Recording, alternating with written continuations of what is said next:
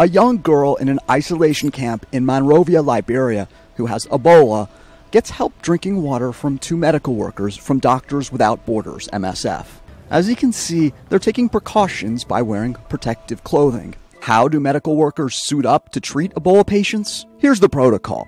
The medical worker suits up in front of a mirror, typically starting out in scrubs, and has a second person observing to do buddy checks. First to come on are the boots, made of rubber, reaching above the ankles. Next, the worker puts on a first set of thin latex gloves, the kind worn by doctors and nurses when doing general exams. Next, the hazmat suit, also referred to as the overalls. After that's securely in place, on comes a surgical mask known as an N95.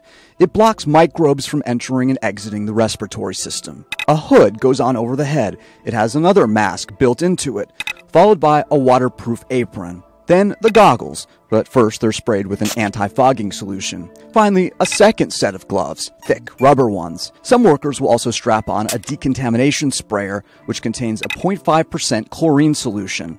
At this point, the medical worker is ready to enter what's known as the red zone or hot zone and treat the Ebola-infected patient. The donning process takes about 15 minutes, but after it's on, the clock is ticking. Because it gets so hot inside, MSF limits the time a worker wears it to an hour. Taking off the protective wear, or doffing, is an even more involved process. Any notepads or other materials brought into the hot zone get burned. Before leaving the high-risk area, workers wash their glove-covered hands in a chlorine solution and walk through a chlorine foot bath. The apron and suit get sprayed front and back. The outer gloves are either doused in the disinfectant or thrown away. Then off come the goggles. Then the first set of gloves, still on the hands, are disinfected, before removing the head cover, which is thrown away in a plastic bin. Now it's time to remove the heavy overalls, which get thrown away. Hands washed again. Finally, the gloves come off. Bare hands are washed again. The boots come off to dry, usually upside down on sticks. Then it's finally safe to leave the hot zone and enter the low-risk area. The full process requires training,